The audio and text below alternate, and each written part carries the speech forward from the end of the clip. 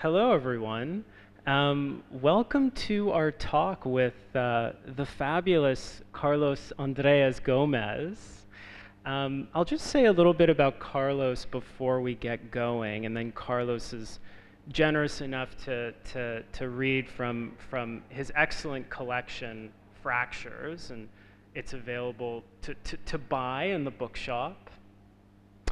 So Carlos is a Colombian-American poet, speaker, actor, and educator from New York City. He's quite the Renaissance man.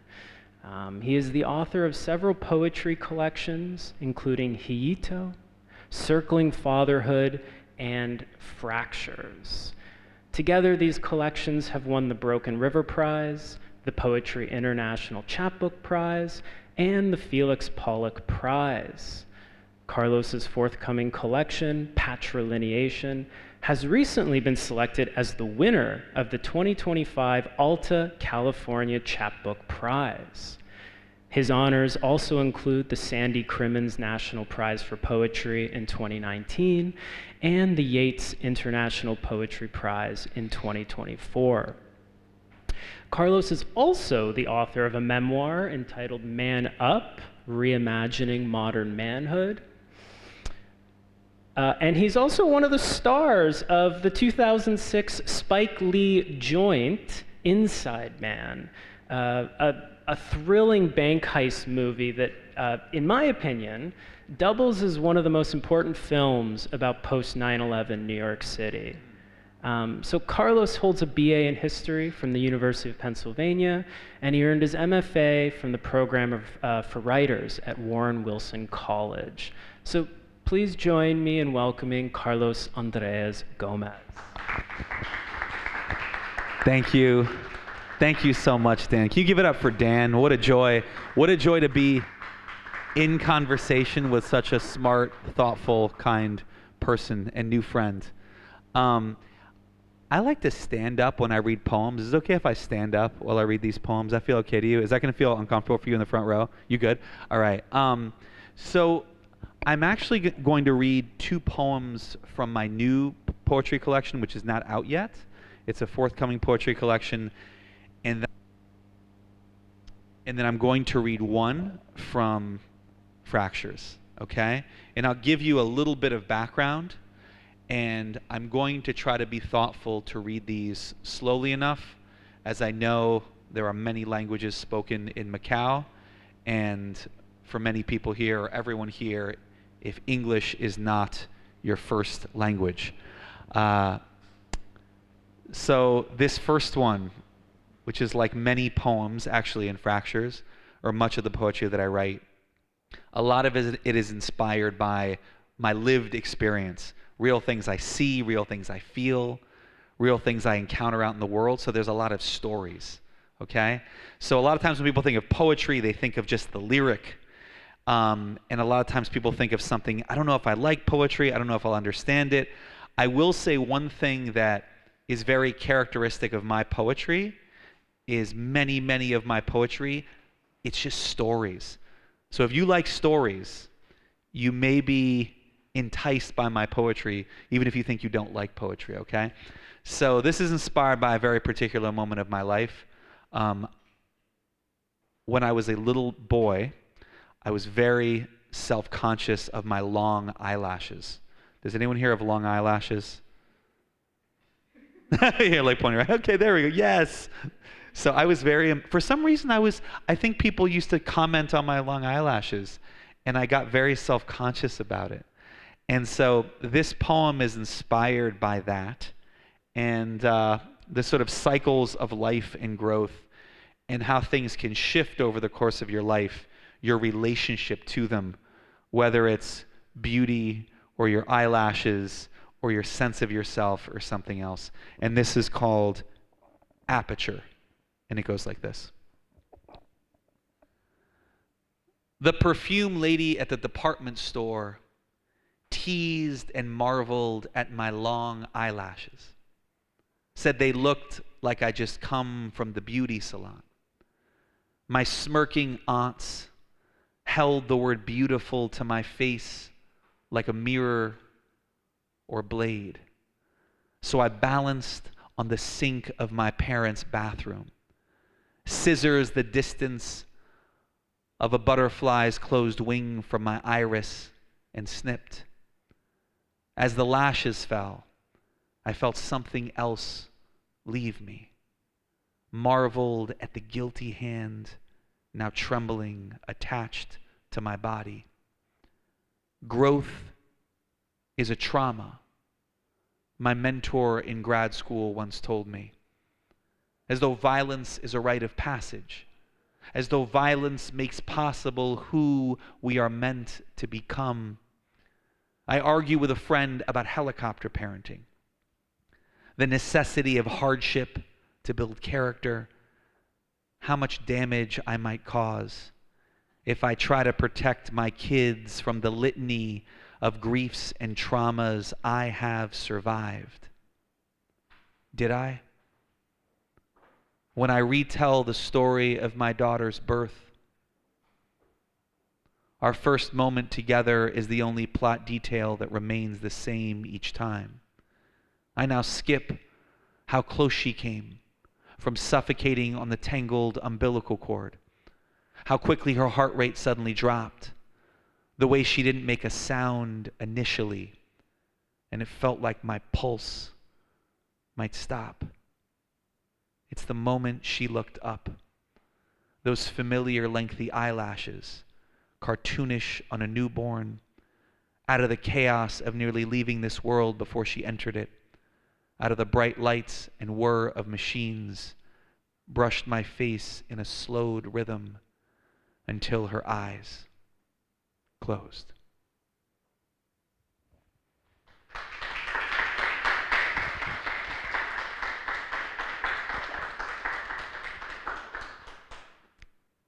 So my forthcoming poetry collection is called Where Language Ends. And it's inspired by a line at the end of this incredible Keith Leonard poem that I'm not going to share right now, but you should look up Keith Leonard's work. I felt like I had to read this poem in Macau because there's so many different cultures and languages colliding here, and that reminds me of my childhood. So growing up, I'm the son of a United Nations diplomat and a linguist who documents endangered languages of indigenous people in the Amazon. And I moved a lot growing up. So I moved 12 times before I was 18 years old. I lived in 4 countries. I went to 12 schools. I juggled 7 different languages I tried to learn or become proficient in. English is actually my 3rd language, but now my strongest. So interestingly enough, my first languages were Spanish and Portuguese because I was living in Brazil. When I was 6 months old, we moved to Brazil, to Brasilia. Now, of course, I've forgotten most of my Portuguese, sadly, now that I'm in Macau. But listening to Portuguese, I can catch a lot of it, and especially reading it, I can figure it out because it's close enough to Spanish, a lot of it. But sadly, English is now my strong language. But this poem is reflecting on the limits of language, the limits of translation, the limits of the stories that we tell ourselves about ourselves or others. And it's called Where Language Ends. Where Language Ends, after Keith Leonard. What is found beyond language, where one tongue withholds from another?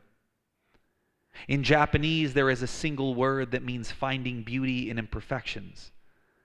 Linguists think the word bully evolved from the Dutch word boel, meaning lover. The word awful meant full of awe. I listened to old recordings of myself at 3, telling my sister secrets in a language I no longer speak. In Farsi, there is no direct equivalent to I love you. Instead, the commonly used phrase literally translates to I know you as my friend, my friends. I do not know the precise day my first language fully left me, but I recall relishing its familiar music like a muffled eavesdrop against a door, I would listen to my parents argue as a small child in a language I thought I knew. I could hear each word clearly, but not make out a single word's meaning. I wonder if the poems matter at all in German. There's a single word for a face, badly in need of a fist in Norwegian.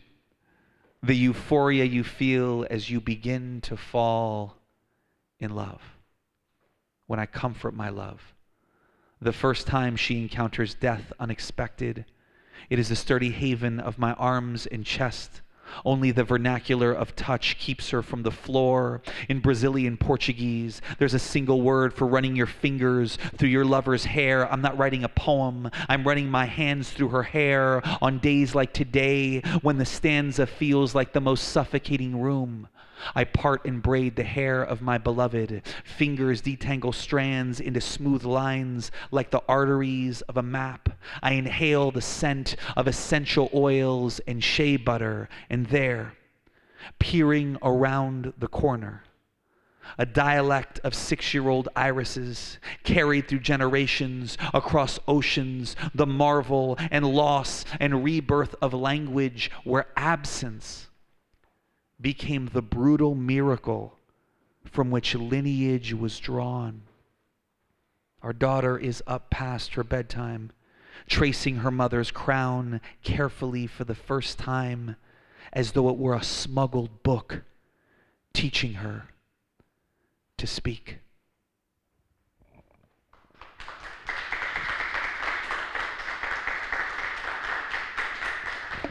Thank you.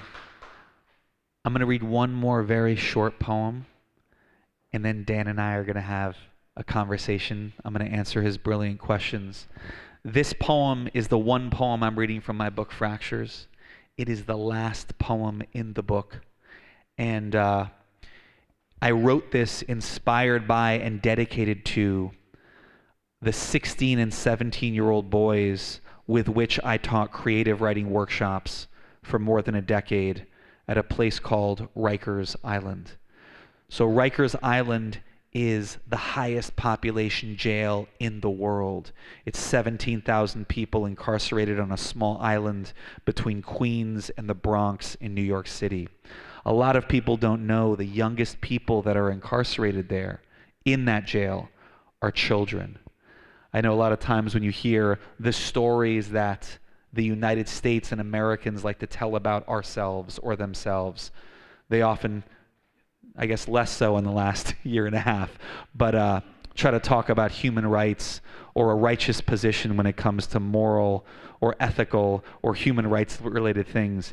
But there's a long history, of course. Anybody who studies even a small amount of American history, they recognize the brazen contradictions and hypocrisies of those stories. And so this poem was inspired by one of the first times I met these 16 and 17-year-old boys at Rikers Island, and this is the last poem in Fractures. If you have the book, you can read along. Morning, Rikers Island. Physics and light pierce the hollow stench of the forgotten gymnasium, stripped naked of clocks. All the adolescent boys stop, offer their grief to each other like water. Glancing out the only window they all share, a single ray unfolds its warmth across the dusty belly of the thudded parquet. And here's the miracle. The sun frees everyone to sing.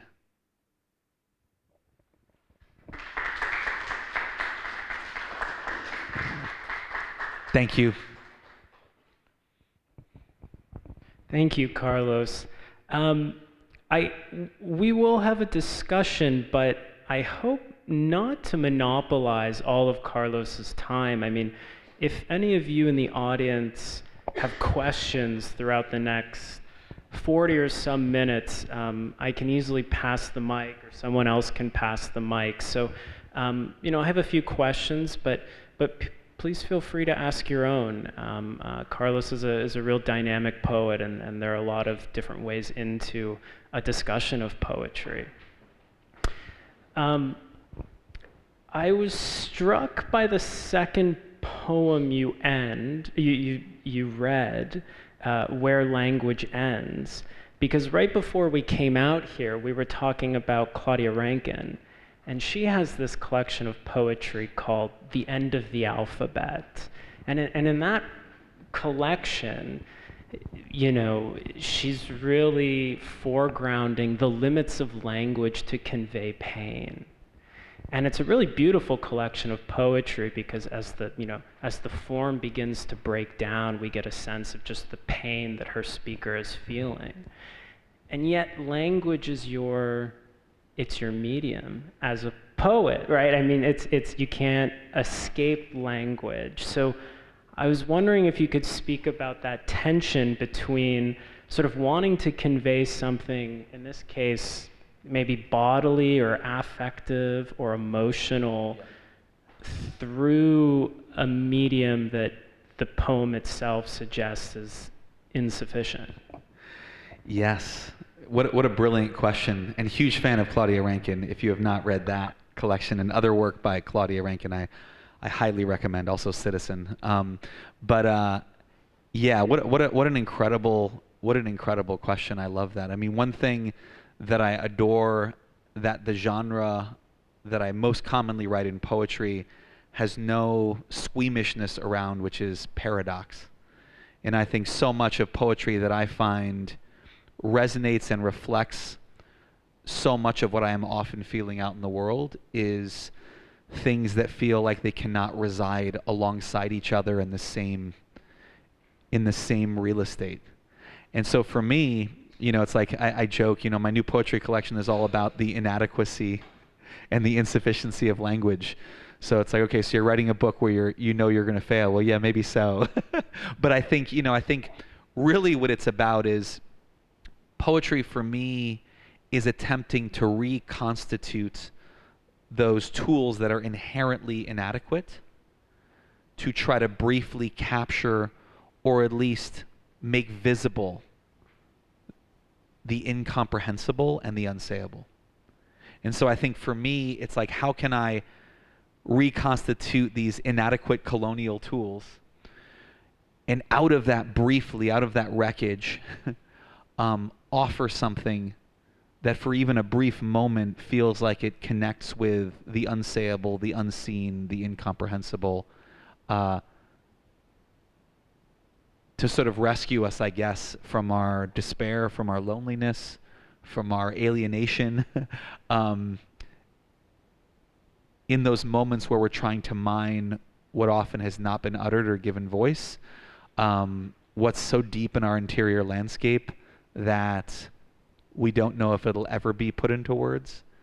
I think trying to engage those stakes in my poetry are what inspire me to keep going in the most difficult moments where I feel like nothing is getting close to what I'm trying to capture, but I feel charged to continue forward.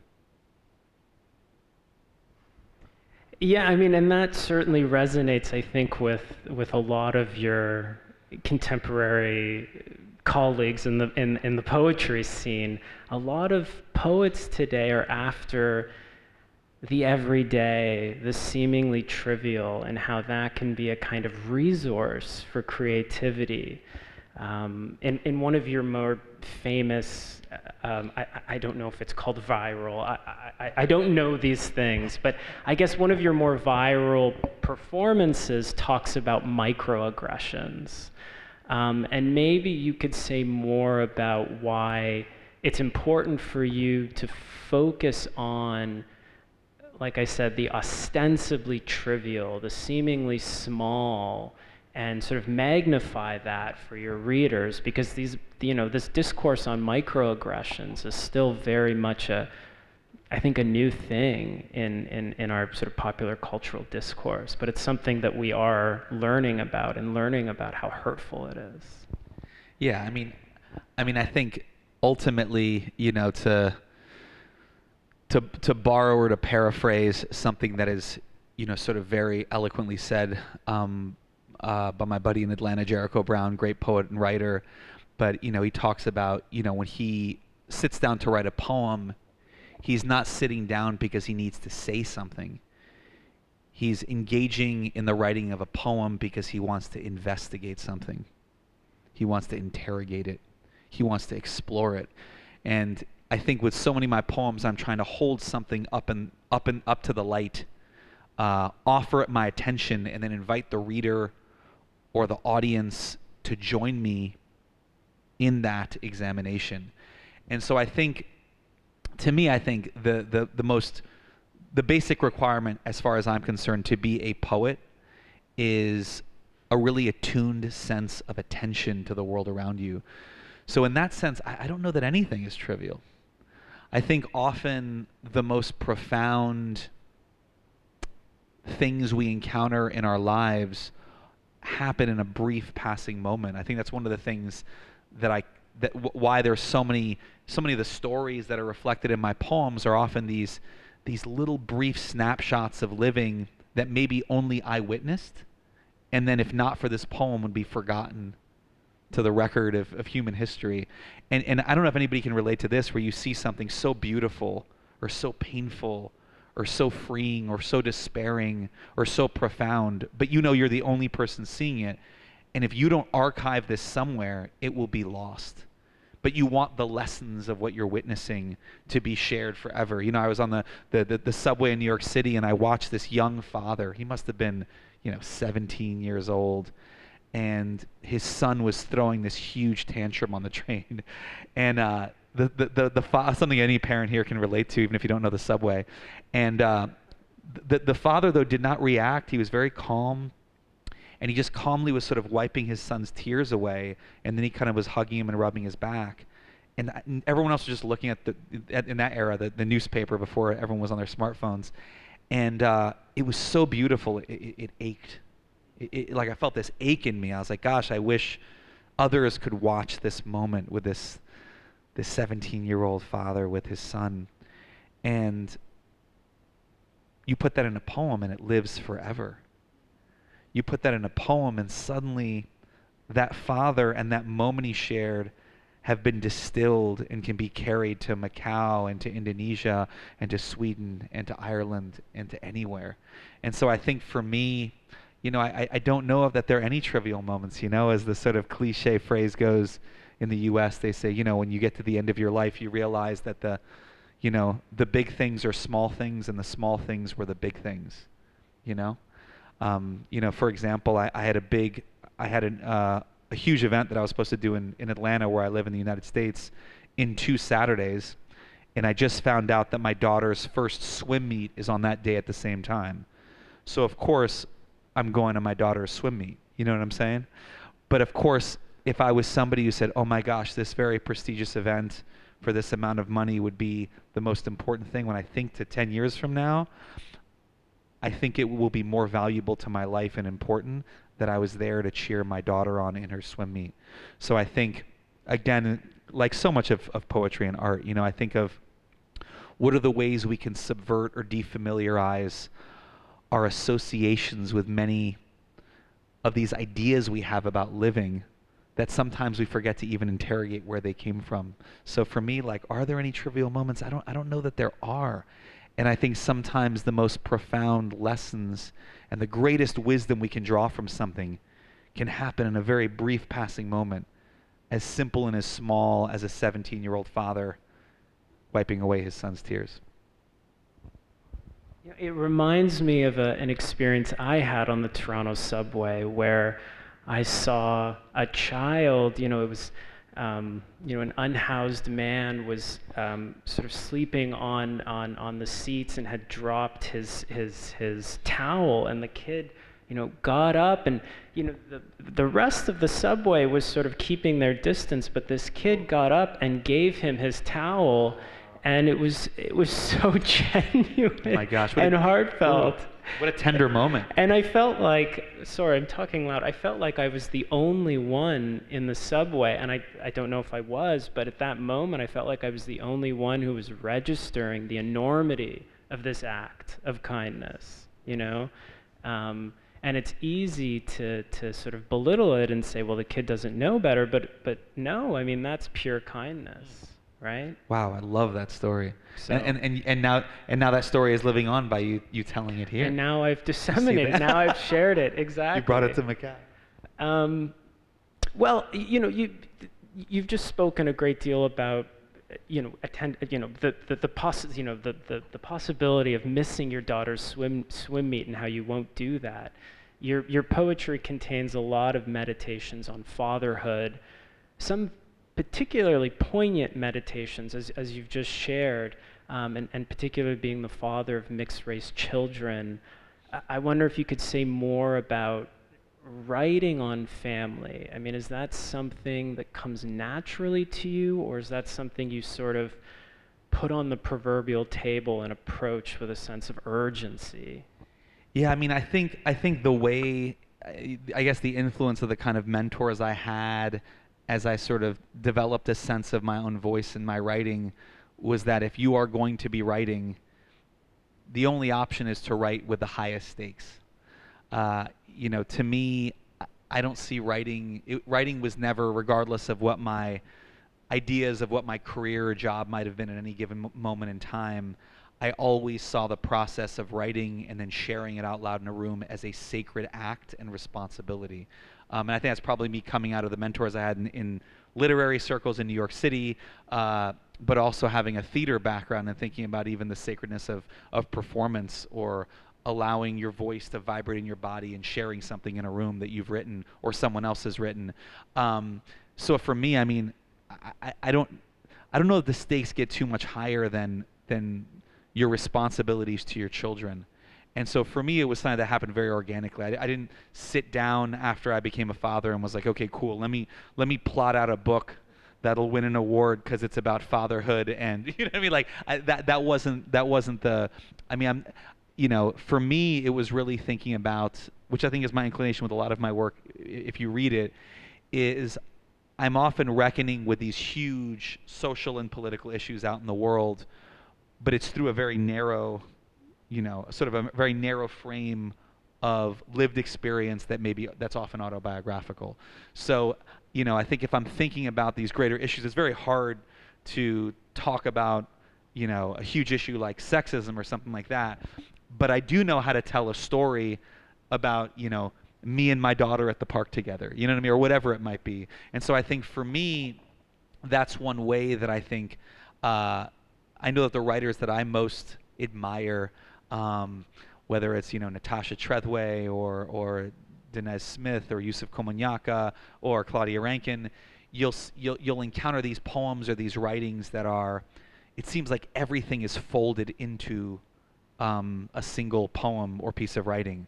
So in that piece of writing, it may be emerge out of the autobiographic or the personal, and it'll also fold in the historical record, and it'll fold in the political and the social, and there are all these things that are kind of folded into this single piece of writing. And I think that's something that I think I've been told is characteristic of a lot of my work. And again, I think it's something that very sort of organically emerges when I'm trying to be really, really specific about my own feelings and experiences around something that has happened, while also not being afraid to acknowledge its resonance or its relationship to larger things that are happening out in the world. I mean, you moved around a lot as a kid. You just told us about that.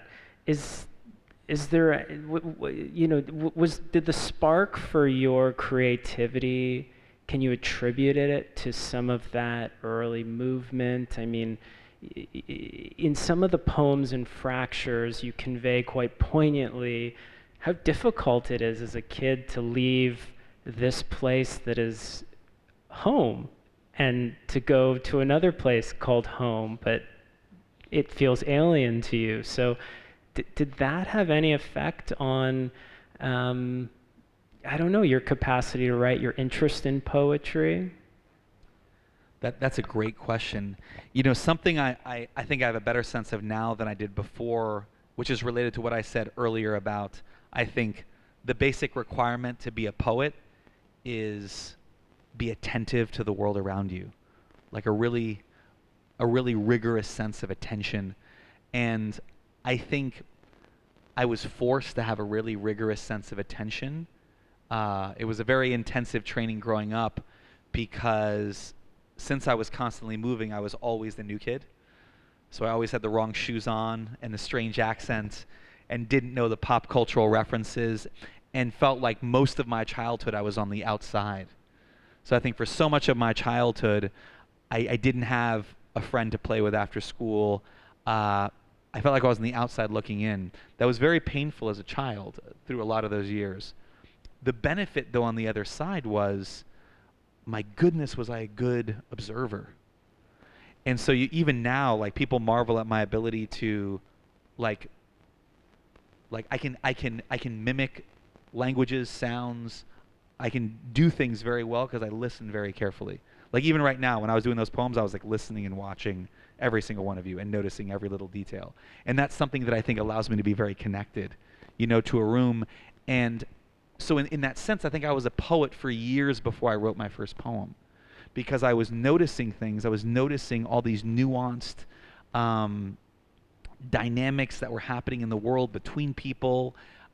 Even if I didn't have the language yet, I think that listening and that attention and that observation were actually more important than anything else, than actually the tools of writing. So maybe I'm saying something provocative here, but I believe that.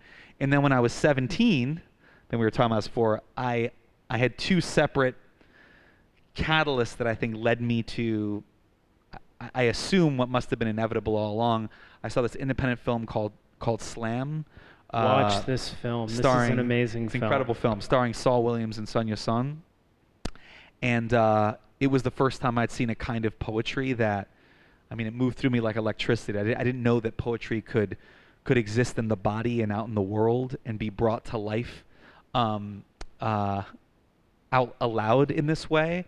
And then a few months after that, incredible Puerto Rican poet Martin Espada came to my high school and read from his collection Imagine the Angels of Bread.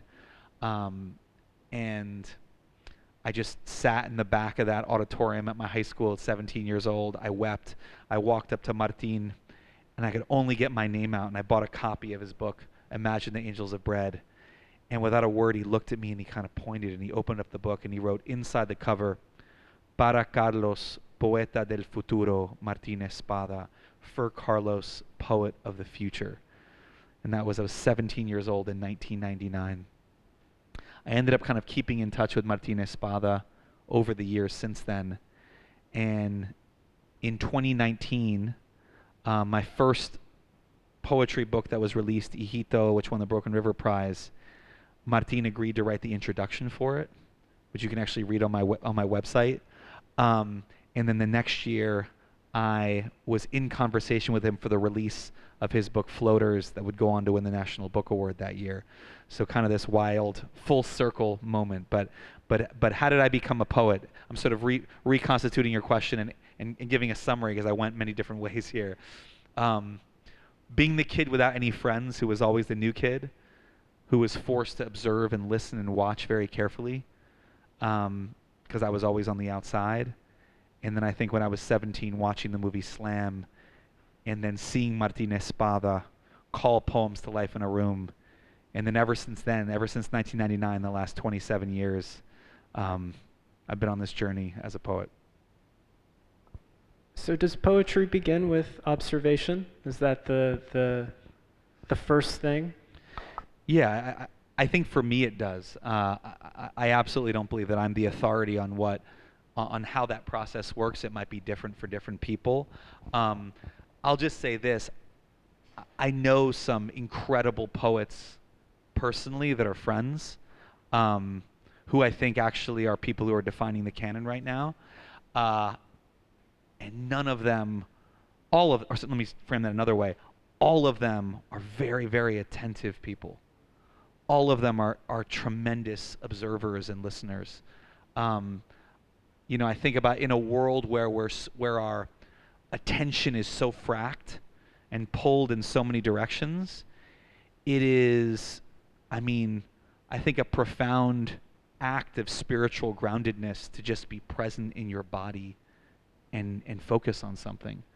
And so, in many ways, I think it's never been more difficult to be a poet or to be a writer, in my own estimation, in the world as we live in. And so I think I try to make it a practice to be very grounded in my body and be very present and aligned, so that I can have the kind of attention that makes poems possible.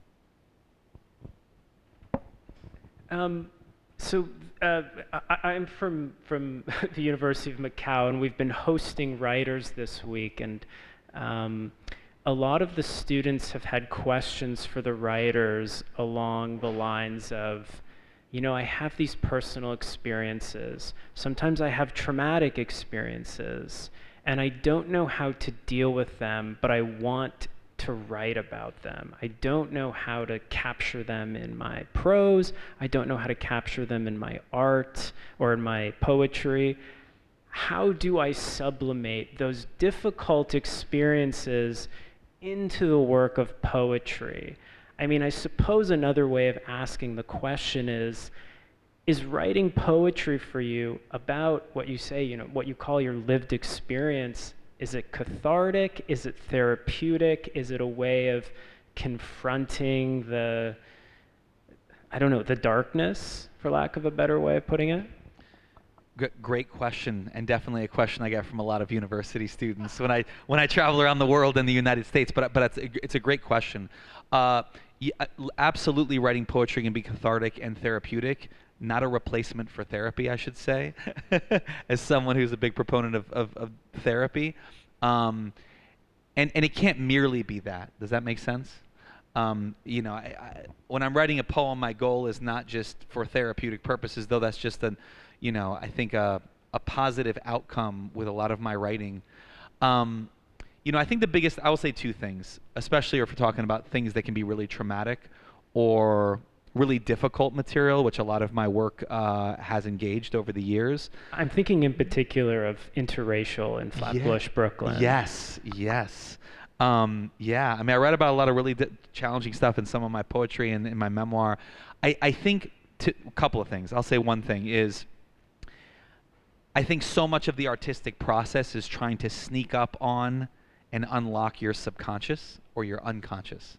And whether you're an actor or you're a poet, so whether we're talking about performance or the literary arts, to me it's like if you try to hit it head on, it probably will not capture as much as you hope for if you're mining a particular thing. Does that make sense? Or it'll defeat you. Sure, sure. And so I think for me it's oftentimes like, how do I find a way to kind of unlock or open up this huge thing, this huge unwieldy thing that maybe I've been afraid to touch or to engage or to look at? And I think if we try to go through the front door, that's going to be a real tough way to do it. We might have to climb up the back of the house and sneak up through a back window and explore the attic, right? If everyone's along for the ride with this metaphor. So that's the first thing I would say. And the second thing I would say is this. And so sometimes there can be things, for example, I have a chapbook coming out called Circling Fatherhood. The sort of titular work of that chapbook is a ghazal called Ghazal Circling Fatherhood. And so for those who know the ghazal form, there's sort of a repeated line, like a repeated word at the end of each couplet. The first couplet has the last word, the same word repeats at the first two lines of the first couplet, and then the word is repeated the second line of each couplet going through the poem. And the word in that poem is the word father, repeats. Sometimes I think those formal constraints can give you enough, as Terence Hayes would say, to push up against, to free you, to excavate something that's really difficult without being maybe too heavy-handed or too conscious in your mining of it. Like I think, no surprise for the writer, no surprise for the reader. No surprise for the actor, no surprise for the audience, as my great acting teachers and great mentors in writing often said. So you're trying to find a way to surprise yourself in what you write. So you can't know where you're going. You can't know where you're going to end, in my opinion. So that's one thing. The second thing I would say is this. Whether we're talking about painters, or we're talking about poets, or we're talking about playwrights, so many artists are exploring or examining the same thing over and over again over decades. Decades. People are like, you're still writing poems about fatherhood? Your new books about fatherhood? Your new books about masculinity? Yes. Like, and again, I'm not sitting, I don't plan. I just, the poems will come and unfold as they are, but there's so much to explore. There's so much I'm trying to extricate from that wreckage and from those experiences. And so I think, if somebody says, I had this really traumatic experience, I want to write the poem about it, I'd say, don't overthink it and just try to write about it. And maybe you'll write about it again and again and again and again and again for your entire life. I don't know. Like, there's a poem in this book called What Happened. And it's a poem that I promised I'd never write.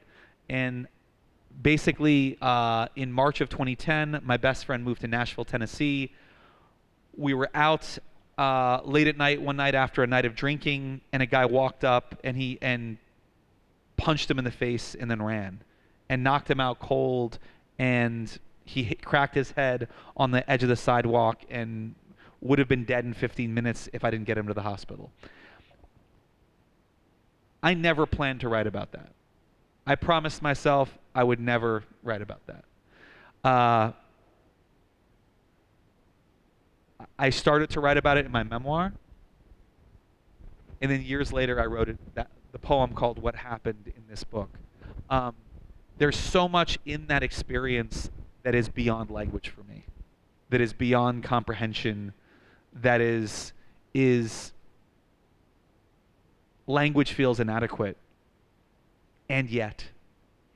And I think so much of what art is reaching toward is the impossible emerges out of that and yet, knowing maybe this cannot capture it, but it can point towards something that is valuable and maybe even necessary for us to look at. So that was a very long answer to your question, but I guess to summarize what I said, since I went many different directions again, is my advice from a technique standpoint would be, if you're going to try to write about something really difficult, try one of two things. Either try to just write about it without overthinking it, or two, if that feels too hard, give yourself a formal constraint that can perhaps unlock your self-consciousness or hyper-consciousness about the thing you're engaging. And then the second thing would be, never expect any poem to be the be-all, end-all rendering of your reflections on this thing. The great painters painted the same thing over and over and over and over. The great writers do the same. This does not need to be the ultimate reflection on how you feel about this. I mean, Philip Roth wrote 33 novels about American Jewish masculinity. 100. So, that's a great example. Philip Roth's a great example. I mean, that's just 100%. And again, too, were any of those, like, to be clear too, that to write things that are not redundant, to write things that are peeling back more and more and more, that needs to be explored. And I'm sure if Philip Roth could have lived to be 300 years old, there would have been dozens more. You know what I'm saying? And I think it's important that we recognize that, and also to not feel self-conscious in our own creative process for writers and artists that are here. I remember when I got my MFA in creative writing at Warren Wilson, there were two things I was very self-conscious about. I said, I'm inclined toward narrative poems often. When you think of the traditional alignment of poems, but a lot has exploded this in the last couple decades. People often think that, not that poems are one side or the other or along this binary, as I'm saying, but somewhere on this spectrum between the lyrical and the narrative, right? A lyric poem, a narrative poem. And of course, a narrative poem can have lyric dimensions, a lyric poem can have narratives folded into it. I get that. And of course, now I'm saying there's tons of other kinds of poems that people have kind of challenged this notion. But traditionally speaking, people think about the lyric versus the narrative. And I said, I'm often inclined toward narrative poems. And all my mentors were like, why is that a problem? And I was like, okay. And they're like, who cares? Like, I mean, they didn't seem fazed by that at all, which even now I'm a little bit surprised. I love telling stories. I'm Colombian. Stories are great. And then the second thing was, beyond that, I'm losing my train. What was I saying? The lyric versus the narrative. and writing about the same theme. Oh yeah, that's right, that's right. eventually. And then me saying too, like a lot of my stuff is reckoning with the things I was taught to believe about being a man, and my mentors were like, who cares? They were like, there's so many writers who explore the same things over life. Like there's so much to peel back when you're thinking about anything that's worthy, and the stakes are high enough to be explored. So you shouldn't feel self-conscious about that. So that's me saying to everyone here, if you're a writer or an artist of any kind, don't feel self-conscious about the things you're inclined toward. Let your editor tell you if something is redundant or doesn't go deep enough. Let your editor tell you that. Just write what you feel inclined toward and what feels like there's heat behind that. It's funny because I see you as a lyric poet. I have tons of lyric poems as well. I see Fractures Yeah. as really sort of beholden to that lyric tradition because yes, it's all absolutely. about address. Yes, It's yes. it's constantly, your thoughts, your perceptions, yes. your feelings. Yes. First person subject. Yes. It feels very lyric-y, lyrical. Yes. So that's also another lesson in just how arbitrary some of these distinctions are. Sure. The moment the moment you make these distinctions, they begin to get fuzzy. So I'll ask one more question, and then maybe we can open it up to people in the audience who might have questions for Carlos. My final question will just be, you've already sort of addressed this by discussing what happened, but I was struck by reading What Happened, this very poignant, I would say harrowing poem in Fractures about an assault. And then reading what happened to Brent, your friend, in your memoir, and I was so happy that he made it through. But it's a completely different way of capturing that moment. And so I wonder if you could speak about the power that poetry possesses for you. I mean, what can it say that conventional prose cannot? Because your prose is very good, but it's very different from your poetry, of course. I mean, I think for me, the thing that particularly compels me about poetry, and obviously I'm biased because I'm a poet, so feel free to argue with me, but I feel like a great poem can do in a way that no other art form can do with as much power efficiently, which is fold in so much emotion and history and feeling in an extremely narrow space. I have poems, I have one poem in here called Above the Speed Limit, and it's about being pulled over when I was speeding and then being let off by the police officer without asking for my driver's license, and then me thinking about my black son being 16 and what he might experience that might be very different if he gets pulled over. And the poem is probably about a minute and 35 seconds if I read it aloud. And when I've done that poem in rooms before, I've had a room in 95 seconds go from people literally falling out of their chairs laughing at the beginning to weeping 60 seconds later. I don't know too many art forms that can move through such diametrically opposite emotions in such a small span of time. And I think for me, that's something that rivets me about a poem, about a genre that's able to transform a room powerfully and quickly. Again, it's not to say you can't do that with prose or with ballet or with, a saxophone, but my goodness, there's something that a great poem can do for me so quickly in a way that no other art form can.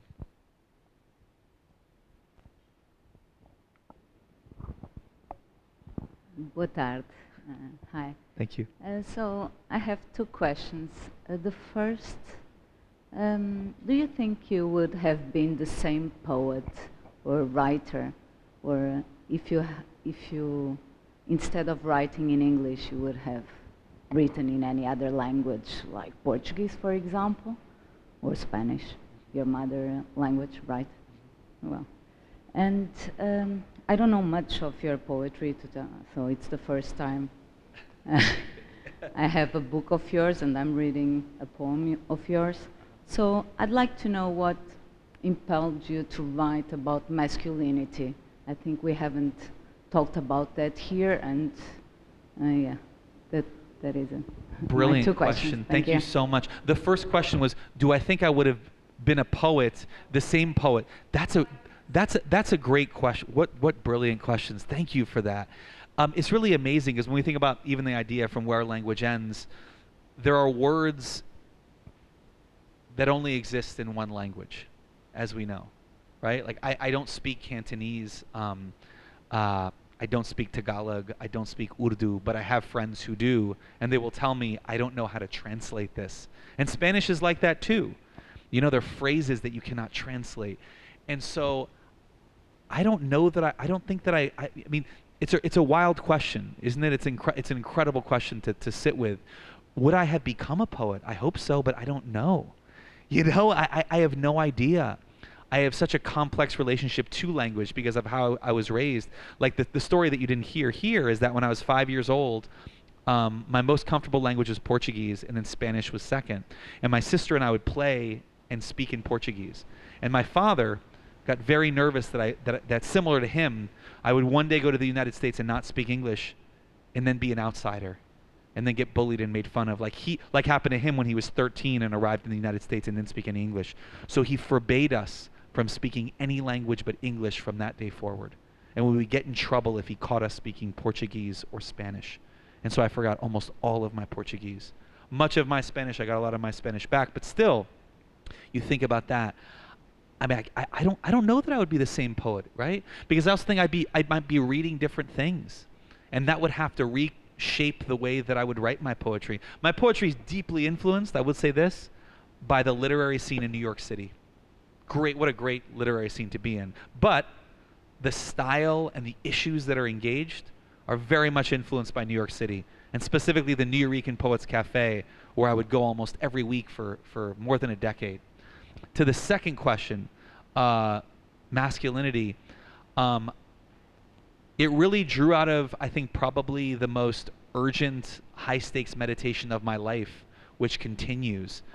I was this very sensitive, tender-hearted, nurturing little boy, and I grew up in a very violent machismo culture.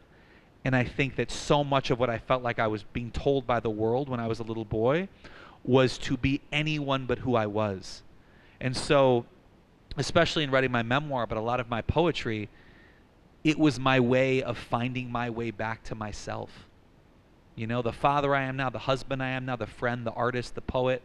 I need all those tools of sensitivity and tenderness and nurturing and tenderheartedness and listening and thoughtfulness that I was told to feel shame about. I need all those tools. And I understand that now as an adult man, but when I was a little boy, it was very, very hard.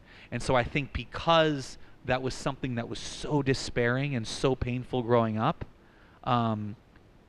it was an issue I had to investigate and to interrogate. And, you know, as we know, our childhoods will come up even as we are in adulthood. So it's something that comes back to me now and with a different kind of force and tenor as I watch my son grow up and also my daughter. Thank you for those questions. Great questions. Okay, I think I have a question quite similar to the first question about language. I often read poets, American poets, to be exact, born to or grow up in different cultures, would like to play with language itself or languages themselves, and then they will often defamiliarize the language of, in this case, English, with outside words. For example, maybe in your case, Portuguese or Spanish. So going forward in your next project or further publications, do you also maybe think about that? And also in a way to reckon different fractures of your life? You know, thank you. Thank you. I love that question. It's interesting because I actually do have Spanish in my poems. I have Spanish or Spanglish or other things that are interwoven in my poetry, because as I was talking about before, there are sometimes phrases or expressions that I can't express in English. But that's a really interesting question, and it's something I have written some poems actually entirely in Spanish, but yeah, it's something that I think about a lot, and especially I'll say this: coming to a place like Macau, where there are all these brilliant collisions of language and of cultural identities and lineages. I think it gives me a lot to think about in terms of my own process and approach. And I think that question from you is going to be one that continues to resonate long after I've left and in this new collection. So thank you. Great question. Thank you. Back right there. Yep. Thank you very much, and thank you. you for those very compelling readings you gave at the beginning of this talk. The thing that really struck me was that two of those poems described your daughter. And then we had an anecdote in a conversation that discussed a young father, and then another anecdote about your daughter. And you've also talked about poems about fatherhood, and you mentioned your son a couple of times as well. So clearly being a father has had a life-changing impact on you. And assuming that that's the case, and I'm sure it is, because there are other poems as well, like, you know, if a princess should try to kidnap your daughter. Do you recognize yourself and your poetry before you were a father? I mean, are there stages that you can see in your development of poetry? Can you really relate to that earlier poet before he was a father, and the poet now who's a father of a son and a daughter? Brilliant. I love that question. Thank you for that question. You know, I can't, of course, off the top of my head. Someone will probably be able to chime in and tell me who this is. The author, she said, you know, the writer who begins a book is not the writer who finishes it, right? Or the person it's like the person who begins writing a book is not the person who finishes it. You know, I don't believe you can begin a book and remain unchanged at the end of that book. And I've been a different person and writer at the end of every book I finished. It's really, what a brilliant question. I look at a lot of my poems before I became a parent, and it's like reading the work of another writer, to be honest with you. And maybe other writers here can relate to this, where you look at something and it almost feels strange. It's like if you look at a picture of yourself in grade 7, or when you were 21, and you think, oh my gosh. I mean, of course you vaguely you remember it or you don't, but you might cringe, or you might have different feelings, and there's enough familiarity, but also it's like an entirely different person from a different life. And I think that's kind of my relationship when I look back at those poems. And I may look at those poems and say, oh, there's value here, or I see what I was trying to do, but it really feels so strange, like it is from another person. And I hope that if I continue to grow as I hope to, I'll look at these poems and it'll feel like it's from another person. Great question. Thank you for that. I think that's a great spot to end it. We are out of time, so let's give Carlos Andrés Gómez another round of applause. Thank you. Thank you so much. And I'll say really quickly, I think there might be 2 or 3 copies left, and I have my reader's copy. If those run out, I will walk this back, and if you want to buy this one, and I'll be happy to sign a book if you buy one. Thank you so much. Have a wonderful night. Thank you.